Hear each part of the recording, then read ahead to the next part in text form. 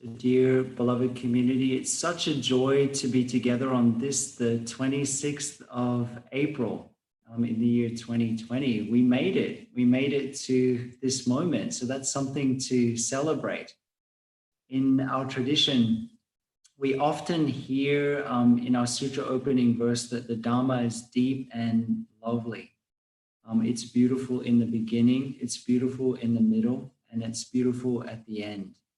And I don't know about you, but there are times in which I just get really excited and enthusiastic about the Dhamma. I think each one of us has our desert island book of Thai. And for me, I definitely do. The book that I would take to a desert island, the book that I would take if I could only take one book, would be The Sun, My Heart. It's the sequel to The Miracle of Mindfulness. And I see many of the roots of the teachings that Thay taught later. He expanded in great depth later in this book. It's one of my most precious possessions. And then if I couldn't take the book, if I could only take a page of the book, I would take the introduction. I feel as if the whole book is a love letter from a teacher to his student, a love letter from Thay's heart to each of us. It's very personal and it's very powerful. And the most powerful part of the book for me is the introduction. And I thought, I'll just read a couple of paragraphs from the introduction because Thay says what I'd like to share in a much more eloquent and profound way than I could ever share it. So he says, meditators since the beginning of time have known that they must use their own eyes and the language of their own times to express their insight. Wisdom is a living stream, not an icon to be preserved in a museum. Only when a practitioner finds the spring of wisdom in his or her own life can it flow to future generations. Keeping this torch of wisdom glowing is the work of all of us who know how to clear a path through the forest in order to walk on ahead. Our insight and our language are inseparable from the times in which we live. Those in whom the seeds of this important endeavor have already been sown can start working towards this right now, using their own daily lives. Please draw upon your own experience in order to understand this book. Do not be intimidated by any of the words or ideas. Only as the author of this text yourself will you find the joy and the strength necessary to journey from mindfulness to insight. Beginning meditators usually think that they must suppress all thoughts and feelings, often called false mind, in order to create conditions favorable to concentration and understanding, called true mind. They use methods such as focusing their attention on an object or counting their breaths to try to block out thoughts and feelings. Concentrating on an object and counting the breath are excellent methods, but they should not be used for suppression or repression. We know that as soon as there is repression, there is rebellion. Repression entails rebellion. True mind and false mind are one. Denying one is denying the other. Suppressing one is suppressing the other.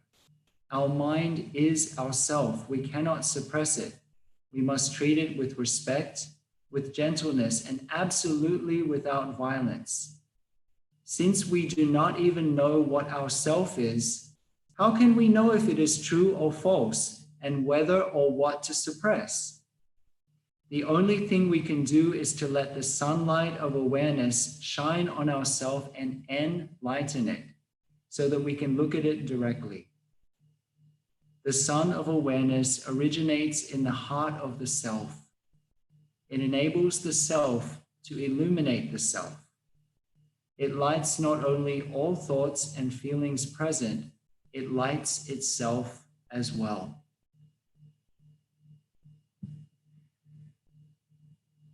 So I hope that you can touch some of the beauty of this incredibly profound book in that little excerpt that I read. It's really the heartwood of Tay's insight that he's offering to us in these verses. One of the most important things that I received from this transmission and from having a chance to practice with Tay is the importance of letting the Dhamma infuse and to transform our lives. To not let the Dhamma just be something that we read about in books or that we hear somebody else talk about or that we think we need to practice, but to let it become us, to let it infuse us, to let it be us. It's so easy to get caught in outer forms and not touch the essence of what the Dhamma is about, this transformative nature of practice, this practice that transforms us at the very root. There's a very different energy when we practice to become something, when we practice to get something that's in some imagined future, rather than when we practice to uncover what's already been there, our innate goodness, as I've spoken about before. I often wonder how many of us have continued with this practice that I recommended in the very first week of this series and hinted at every week after that, that the Buddha recommended, actually, whenever he recommended practices to increase our confidence and gladden our mind, he would offer the 3 recollections. Then also one of the recollections he would add on would be recollecting our own good qualities. That is so difficult for many of us. Yet if we don't engage in this work of understanding that the foundation of Buddhist practice is opening and touching that innate goodness that we all have and nurturing that innate goodness, growing that innate goodness, then it's so easy to run here and run there and grasp after this and grasp after that with a sense of trying to fix ourselves. And in that way, we can become fixated on outer forms, mistaking them for the essence. And the essence is always about liberation. The Buddha said, just as the ocean has one taste, and that taste is salt, so my teaching has only one taste, and that taste is the taste of liberation. When I think of that, sometimes I have to smile because my Dhamma name means ocean. And so if the ocean only has one taste, salt, I hope it doesn't mean that I'm too salty.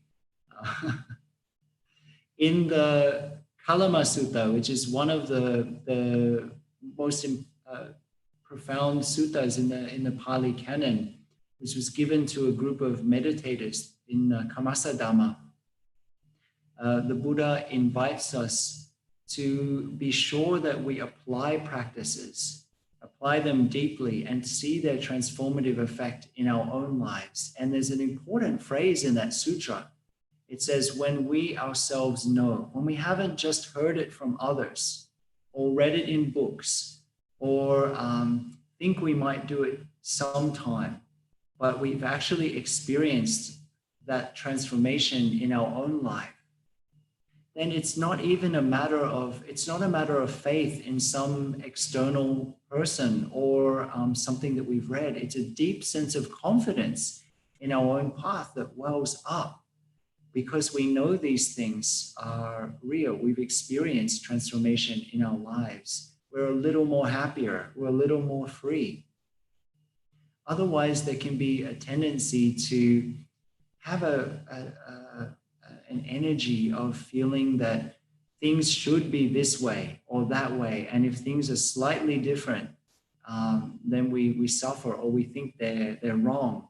If we participate in a guided meditation, for example, and the bells might be more than 3 minutes apart, then we might suffer or something and think that it's wrong. In Buddhism, this is actually called one of the hindrances. We're going to be speaking, as we go through this series on the factors of awakening, later we'll be speaking of hindrances. And one of the hindrances is this clinging to what's called rites and rituals, outer forms.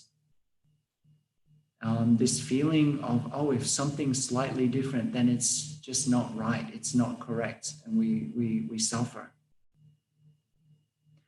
A container of form is important. It's the cup that holds the water for us. It's really important to have a container, but never mistake the cup for the actual contents of the cup.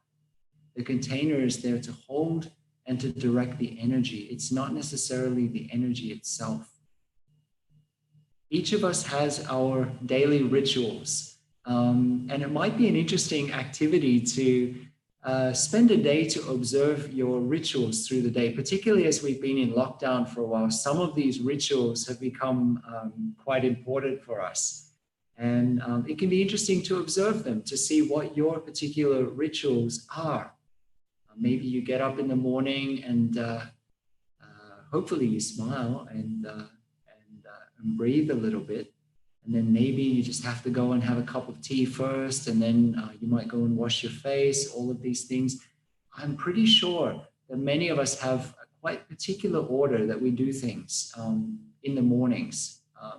The mornings are often those moments of the day where we feel a little bit vulnerable. We're kind of just waking up and things. So we tend to get into that ritualistic, those ritualistic kind of things. And it can be interesting to change them, to see what happens and how you feel if you change it a little bit.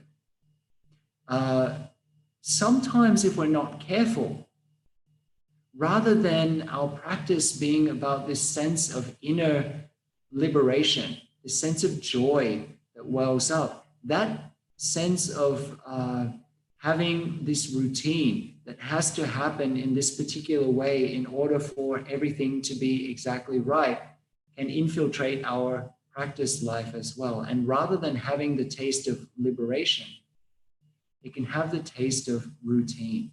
It becomes just like our rituals, our daily rituals, while nourishing in a sense, they're also forms of habit energies. Also in that way, if we have this kind of mindset, then there's an element of some of these aspects of our practice also being habit energy. So I'd like to ask you to consider, in what way is your meditation practice or your spiritual life a form of liberation or form of routine? And I say that from a background of the monastic life in which we have a routine. We have a rhythm of the day. We flow with the rhythm, but also from time to time, our rhythm changes. It changes. So it's not so much about the external aspects, but it's about our state of mind.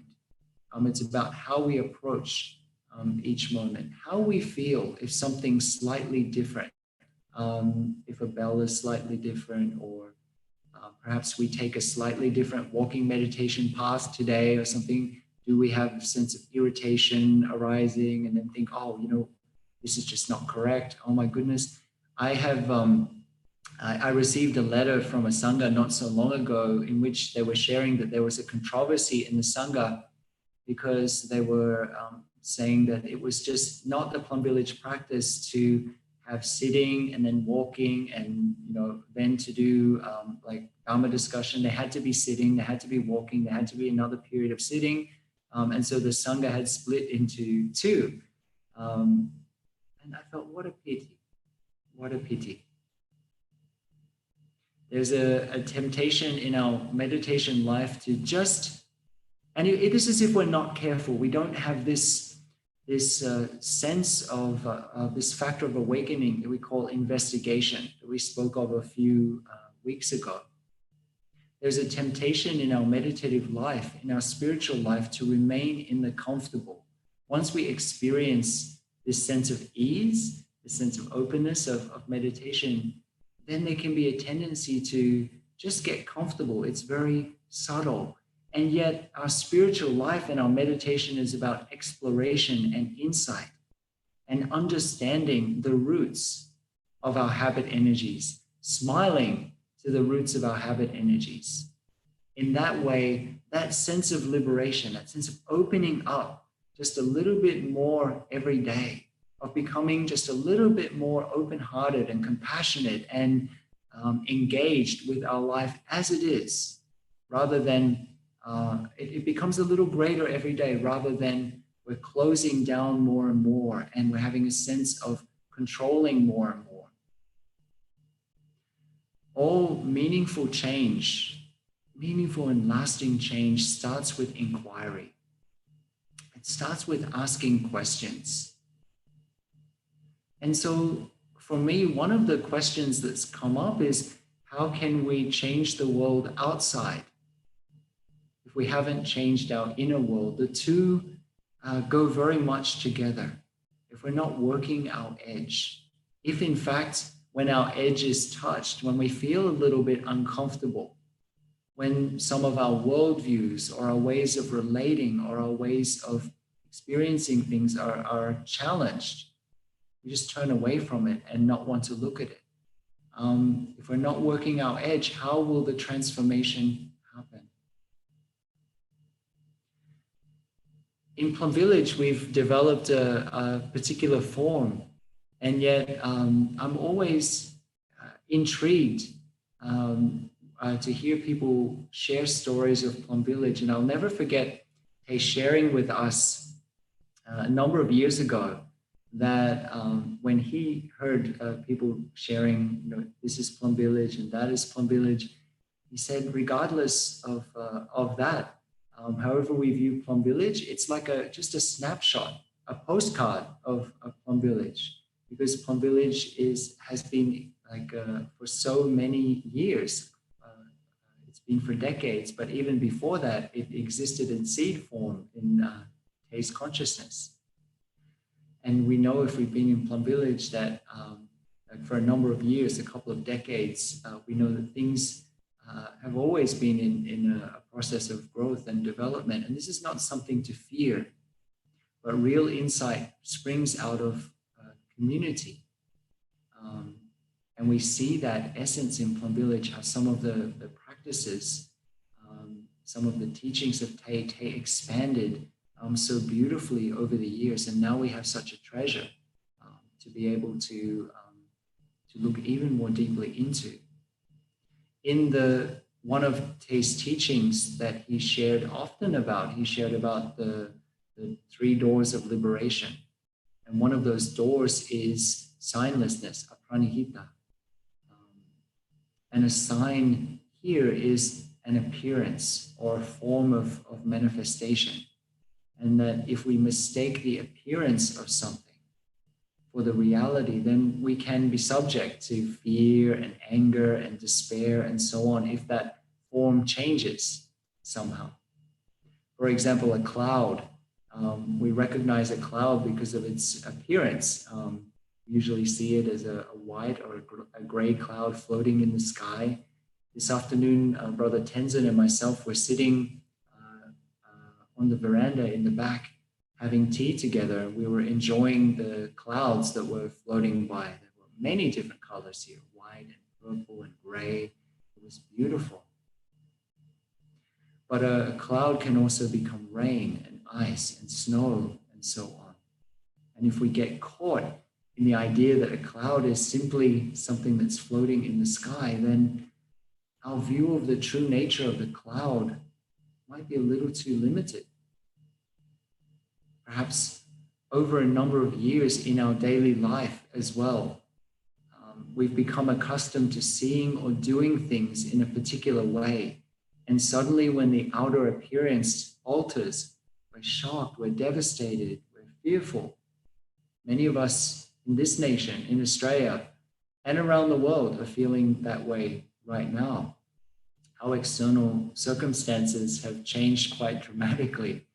If somebody had said to you in November, dear friend, in March, you will be locked in your house. You will be unable to leave your house. There will be police who will fine you if you go out of your house. And in Australia, we have a case of a gentleman who was eating a doner kebab on a bench and got fined. I forget how much it was, whether it was $1,000 or $11,000, I forget. But if you had somebody share this with you in November, you would think that that person would be quite unbalanced at that point in time, that it would not be something possible. And yet now this is our new reality. And it's a lot to embrace. It's a lot for many of us to be able to hold in our hearts at this time. And so this is a moment in which we're really invited to look at all of these areas in which over the years we've gotten comfortable, we've gotten complacent, we've mistaken the outer form for the essence, whether it's in our practice life or in our daily life, and to be able to re-examine and to reorient our lives a little bit to what is most important in this moment. Speaking of outer forms, if we're attached to the way we look, then as we get older, we might have some of these feelings that I just described when we look in the mirror. I don't know about you, but I noticed that I was getting older when the greetings changed from "How are you today, Tay?" to "Are you feeling all right today, Tay?" This is something that I experienced over the years. And I often think of this when I think of the ways that we identify ourselves. And last week I was sharing about in terms of the ways that we get comfortable and our routines and our habit energies, also the ways that we relate to ourselves. And I've shared that I've often got my antenna out for dhamma in my everyday life. And I'll never forget, in the early 90s, my elder sister and I, we had a job as seat fillers for the Australian Music Awards. I don't think I've ever told this story before, but I had this job. So they had the Australian Music Awards. It was up at Dream World, which is on the Gold Coast. And my job at that time with my sister was, whenever there would be a band or singers and things like that go up on the stage to present or to receive an award or something, we would then go in and we would sit in their seats, so that when the cameras pan over the crowd, it looked like the audience was full, all the seats were full. So we would sit there and we'd clap politely and things. And then when the singers and the famous people came back, we would get out of our seats and they would come and sit there again. So many monastics have had very interesting lives, dear friends. So I invite you from time to time, please do ask them. You'll find out interesting things. But anyway, in one of those evenings when we were sitting there, we'd been asked to fill in for a couple of singers who were up presenting. And then some of the producers, they came by with their headsets and they looked at us twice and then they said, "Are you somebody?" we had to answer, "No, we're nobody. We're nobody." And then he said, "Okay, in just a couple of minutes, can you leave? Like so-and-so is coming in," that kind of thing. And as I became a meditation practitioner, I realized that actually was a profound moment of everyday dharma in my life. Are you somebody? No, we're nobody. Yeah, and it tracks back to the story of Bodhidharma, who was asked to share who he was. And Bodhidharma said, "I'm a true person with no position." In this simple phrase is an incredibly profound teaching of being a true person in every moment, of not covering ourselves over with a whole lot of layers and thinking that I'm this and you're that, and this is the way that I need to be and you have to be like that. But allowing ourselves to let go of some of those layers and to be a real person. So please, if nothing else from this talk tonight, from my heart to your heart, I really want to ask you to give yourself, to have the courage to look a little bit more deeply, to be able to see things in new forms, to be able to look into those places that we might hide and to perhaps step into a little bit of discomfort. We might discover something wonderful. Speaking of something wonderful, why don't we enjoy sound of the bell?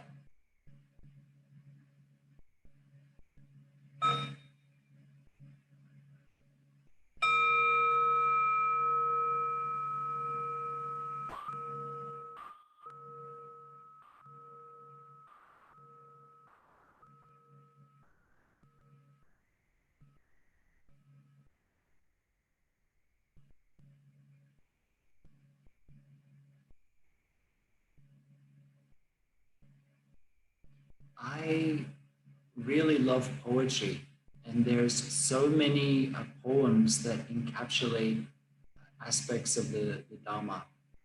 And there's a poet who has a beautiful poem called The Real Work, who encapsulates some aspects of what's on my heart to share about this evening. And that poet is called Wendell Berry. The poem is, of course, The Real Work, as I mentioned before. It says, "It may be that when we no longer know what to do, we've come to our real work. And that when we no longer know which way to go, we've come to our real journey. The mind that is not baffled is not employed. The impeded stream is the one that sinks." I'm going to read it again because it's a good one. "It may be that when we no longer know what to do, we've come to our real work. And then when we no longer know which way to go, we've come to our real journey. The mind that is not baffled is not employed. The impeded stream is the one that sinks." So many times we approach our practice and our practice life from the top down, from our intellect down, rather than from our body up. It would be wonderful if everything was laid out like a yellow brick road in front of us, and we knew, okay, in a year's time, this is what I'll be doing. In 2 years' time, this is what I'll be doing, and so on. But life in general, and especially our practice life, doesn't work like that. And so in this poem, as in the real essence of the Buddhist teaching, there's a teaching of being okay with not knowing, of not having all of the answers. We're in a moment in time also where our external circumstances are reminding us of this fundamental fact of our existence that the Buddha taught, that things are always in a state of change and things are always in a state of uncertainty. And the only certainty we have as human beings is the way in which we can choose to respond. That's the real place of refuge, the real solidity we have as human beings. But our tendency then, because of that basic nature of change and uncertainty, we tend to go up into our heads and try to plan everything and prevent ourselves from getting touched. Now, this moment in particular is a moment in which I think it's being brought home to all of us just how fragile and how precious our life is, and how we're constantly being touched. We're constantly in connection with each other, and just how our behaviors, our interactions, how deeply they affect others. It's so easy to mistake knowledge or information for insight or wisdom. They're not the same things. Insight is a direct penetration to the heart of reality, and it transforms us from the inside out. We can know a lot of things on the head level. We can recite many teachings and many sutras, many lists of things. There are a lot of people who can argue quite eloquently, quite minute Dharma points, but they still suffer very deeply. If we've seen even a small aspect of reality of this transformation within ourselves, then the fruit of that is this sense of confidence, this sense of non-fear within ourselves, that it's not, the Dharma is not something that we have to try to fit into our life and that we have to try to understand. But that having taken refuge in the Dharma, having shown up and looked deeply into our lives, that the Dharma is blossoming right from within our everyday life. The moment, I think it was Confucius, it could have been somebody else, who said, the moment that we know that we don't know, that's wisdom. Our teacher, Tay, shares with us in a very simple way, are you sure? Are we really sure that we understand deeply? And if we're really honest with ourselves, we know that the answer is almost always, if not always, no. We're not sure. There's always something more to discover. Each of us actually, according to the Buddhist way of looking, lives in a constructed reality. And the aim of our practice is to see things as they are, to penetrate to that reality of things. Usually we live in a world of our own ideas and our stories and our interpretations. In fact, in Buddhist psychology, there are what we call 3 modes of cognition, 3 ways ways in which we interact with what we call reality or the world around. The first is mere images. Now, these are the majority of our mental formations. If you close your eyes and think of a banana, then that is a mere image. That's kind of a thought in our head.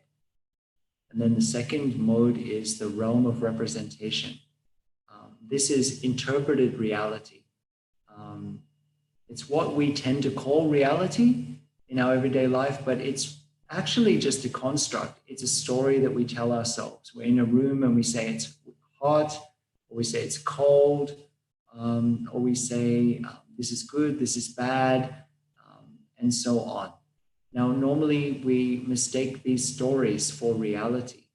And in fact, if there are 5 of us in the room, then there'll be 5 quite different experiences of that moment. I was leading a meditation weekend. It was called Just Sit. Very, very inventive name for a meditation weekend.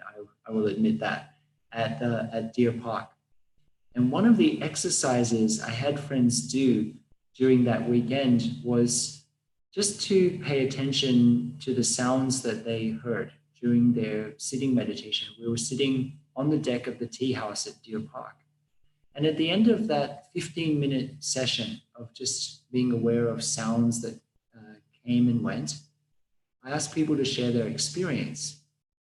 And one person said, oh, I really was unable to focus on anything else except the sound of the children that were laughing and playing over there. They were so loud. And another person said, what children? And then somebody said, I was so focused on the peaceful wind chimes. They were blowing. They were so beautiful. And another person said, I didn't hear any wind chimes.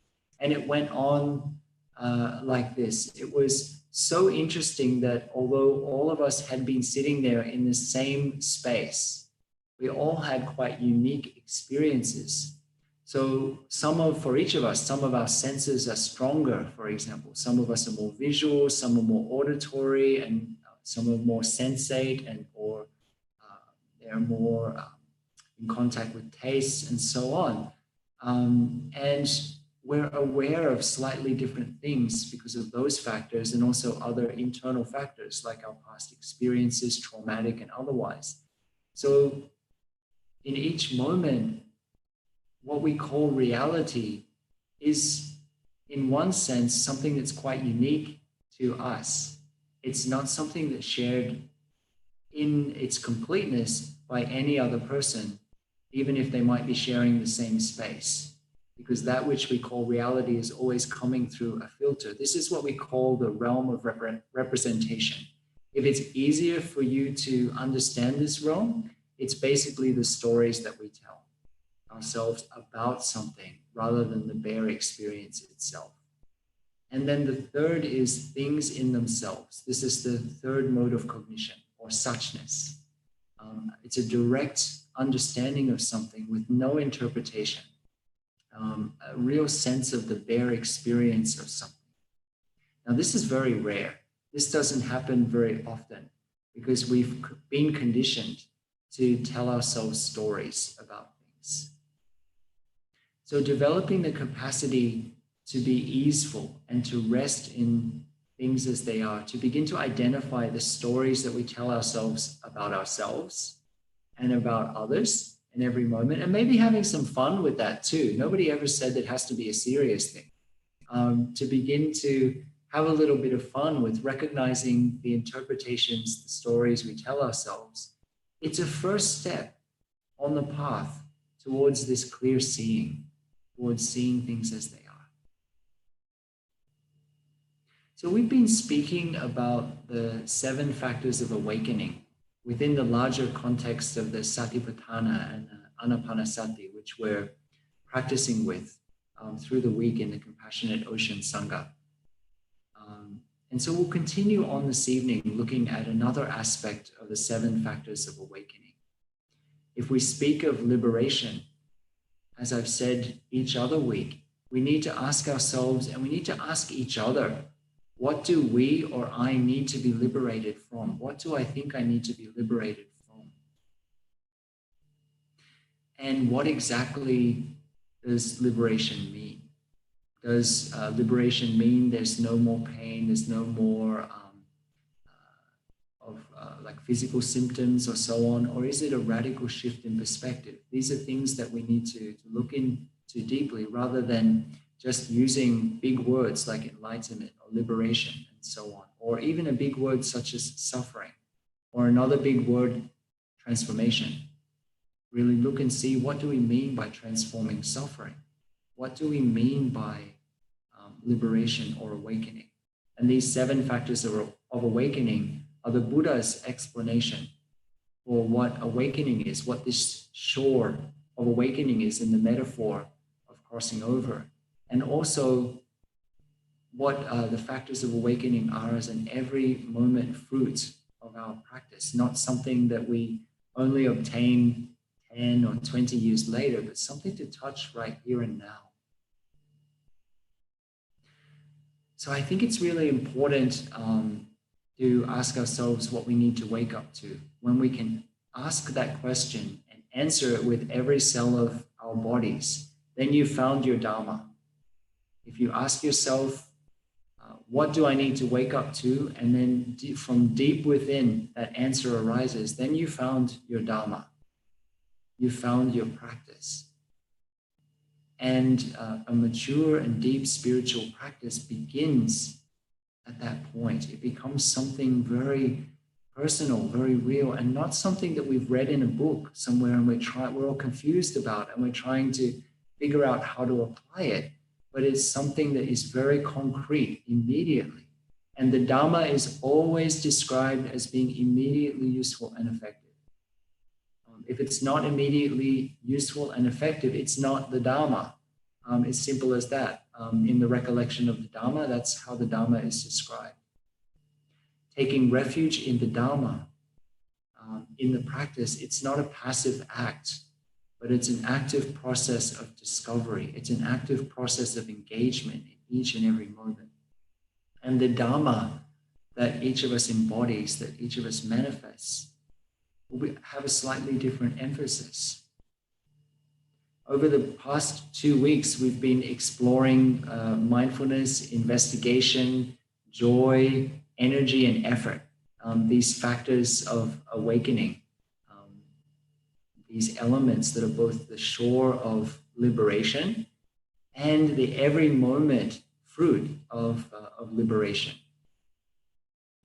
And we've already discussed together how this journey of crossing over, this idea of a one-time journey, it actually doesn't happen one time, but happens over and over again in each and every moment. That in each and every moment, these processes, these energies of mindfulness, investigation, joy, and energy become deeper and deeper in each and every moment. And that each factor of these factors of awakening, they give rise, they contain and they give rise to the next factor. They're not separate factors from each other, but each of them contains the other. and they also give birth to the next. So tonight, I'm really excited because the factor of awakening that we're going to be exploring this evening and through this week with the practices that we'll be enjoying at home and in the Sangha is ease. In Pali language is pasadi. And ease is just such a beautiful word in English. When you say the word ease with those open vowels and things, it just relaxes your whole body.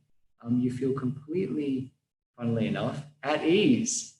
It's a beautiful word. And it's also a beautiful word in Pali, pasadi.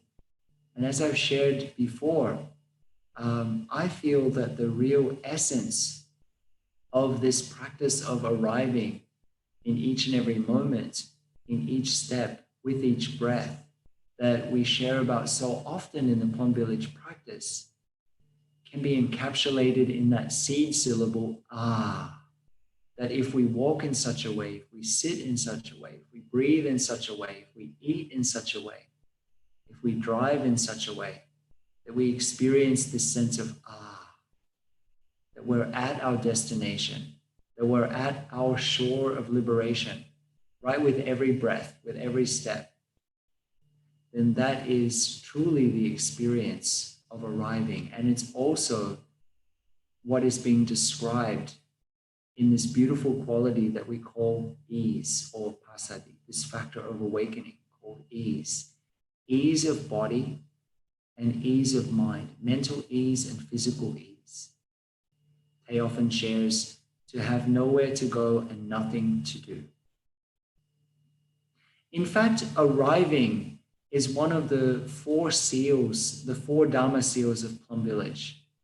Our teacher has often shared with us that if you hear a Dharma talk or another sharing from Plum Village monastic that in some way doesn't encapsulate these 4 Dharma seals, that it's not an authentic Plum Village teaching. And the first is, funnily enough, I have arrived, I'm home. This is one of the Dharma seals of the Plum Village tradition. And so this experience of ease, of pasadi, is the very first seal of the Plum Village practice. I have arrived, I'm home. That we are already what we want to become. We practice in such a way that we experience that which we're looking for in each and every moment. And I think also the other side of this first Dharma seal of Plum Village, I've arrived, I'm home, is what I was sharing about before. It's a little bit of a shadow side because it's very nice to say I've arrived, I'm home and things. But if we engage this factor of awakening called investigation, Dhamma Vichaya, then we start to ask ourselves, okay, what exactly is our home? Our home is, of course, the present moment. But what's the shadow side of that in terms of where do I dwell in every moment? Am I really dwelling in the present moment? Or what kind of patterns of thinking or behavior am I engaged in over and over again? Am I in a habit energy of anxiety or worry or expectation and so on? In some sense, our home is of course the physical place that we dwell, but it also is a mental place as well, where we dwell. So when we speak about I've arrived, I'm home, it's an invitation for us to ask ourselves, what is it that I'm taking refuge in each and every moment? What are the habitual places that I put my attention? Am I really dwelling in the present moment? Am I really experiencing that ease that we speak about? Or is it just something that I kind of say or I sing?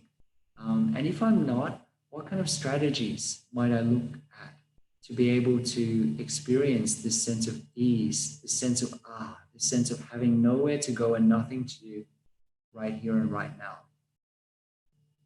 So that's the first Dharma seal of Plum Village. And just for interest, some of you are probably wondering what the other 3 are. The second is going as a river, not as a drop of water.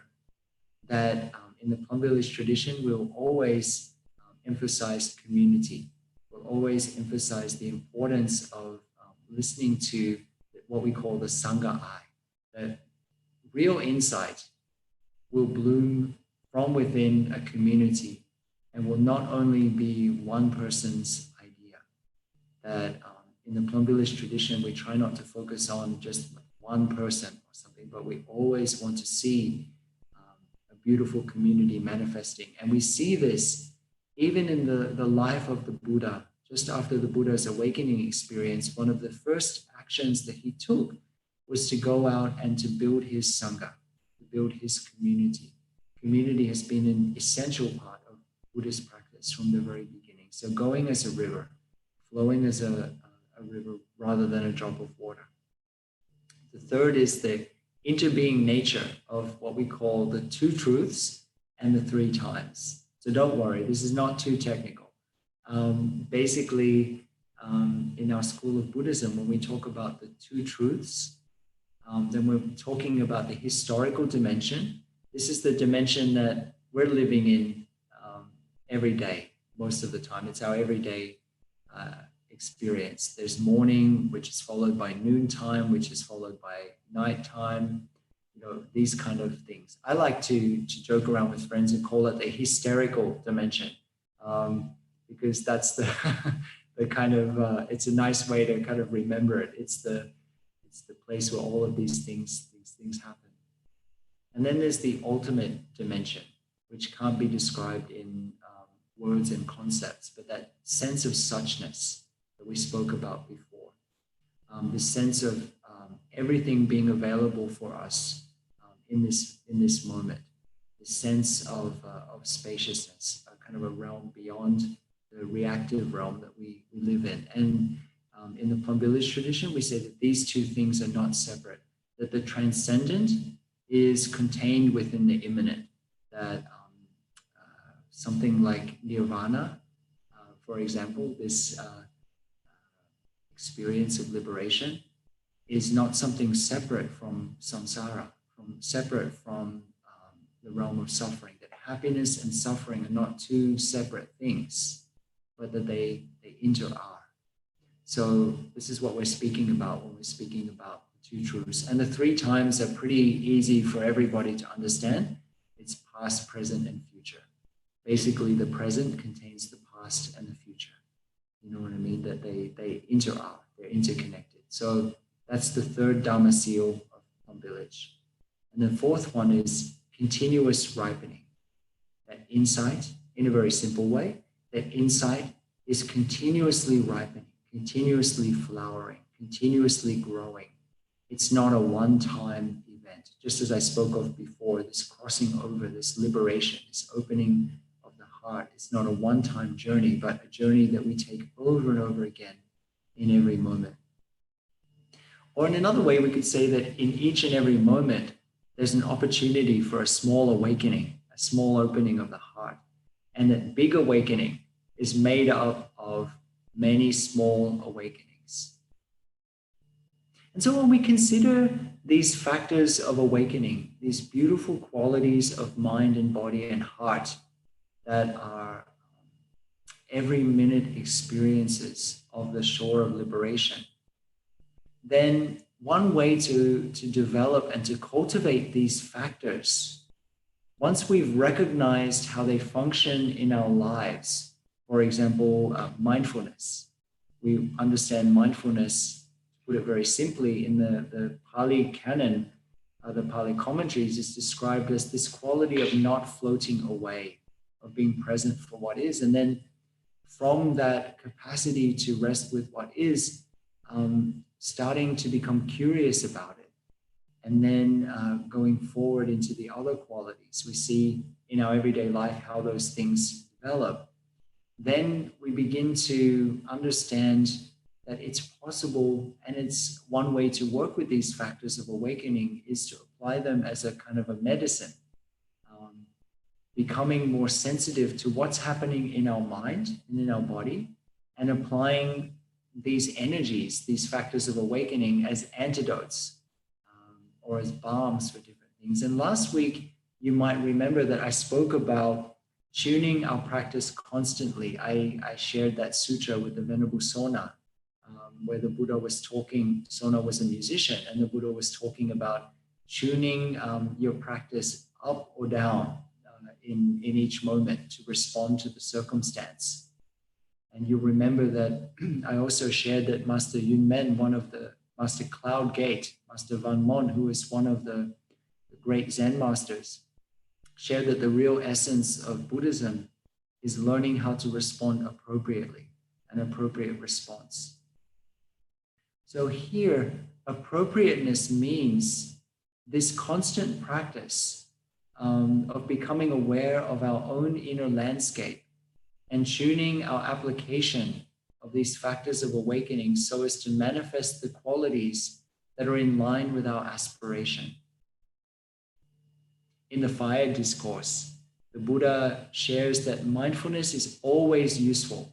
This factor of awakening called mindfulness is always useful everywhere. Sabbatika, always useful.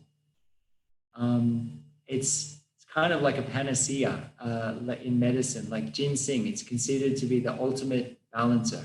So mindfulness you can use at all times. So whatever we're experiencing, we can always use mindfulness as a factor of awakening to balance. While with the other factors, investigation and effort and energy, joy, and so on, then we need to look at the state of our mind and body. And that can already be a process of discovery for many of us to become aware of our inner landscape of what's going on, what's actually happening, how we're feeling. Is already a great thing. And then over time, as we get more sensitive through this energy of mindfulness to what's happening, we become more aware of what's happening. Then we apply these factors of awakening as a way of tuning our practice up or down, of a way of balancing mind states. For example, if our mind is sluggish, if we're feeling kind of bored or just kind of dull, then perhaps engaging that sense of investigation, that sense of curiosity or energy or joy. These are the factors of awakening that we need to apply in those moments, according to the Buddha, that they will then help to balance, to rebalance that state of dullness or boredom and things. So again, like last week, looking into what nurtures energy, what nurtures joy in us, and having a strategy. Or if your mind is agitated, developing the factors of ease, concentration, and equanimity, or inclusiveness, which we'll speak about in the next couple of weeks. So these are the ways that we apply these factors every day. And remember, in the very first week that we began exploring these factors, I shared that one of the great brilliances of the Buddha's teaching, and one of the reasons that I get so excited whenever I come into contact with the Dharma, is that the Buddha didn't teach us to cultivate qualities that fall from the sky somewhere, mystical qualities from somewhere else, but the Buddha is teaching us to use qualities that we already have. These qualities, 7 factors of awakening, are all qualities that we all have, even if they might not be developed very fully at this moment in time. We all have these qualities already.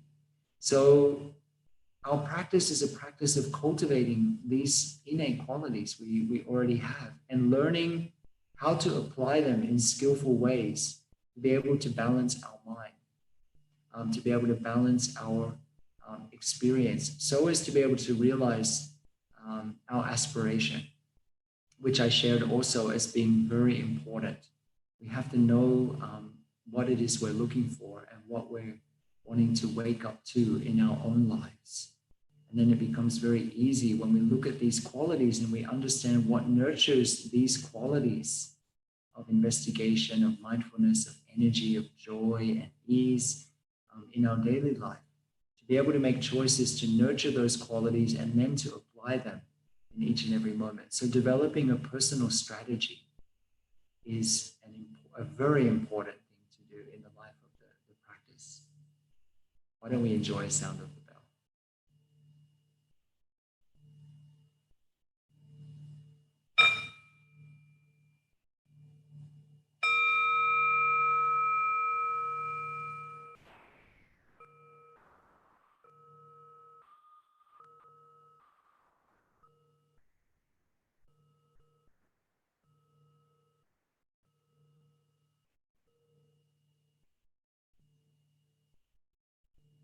in the Anapanasati Sutta, for those of you who would like to read the entire text, it's in the Majjhima Nikaya, the middle length discourses. It's number 118, if I'm not mistaken.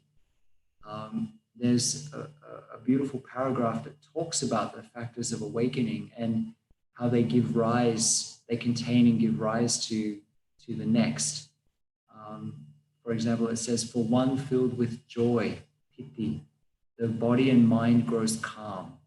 When the body and mind of a practitioner drenched in joy, and remember last week we shared about how the Buddha described this energy of joy saturating as an energy that saturates us like flour, water would saturate flour and become dough.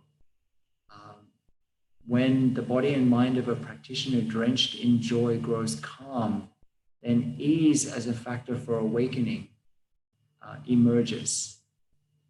And then that person develops it. And for that person who develops it, it goes to the culmination. It reaches to the goal, like liberation.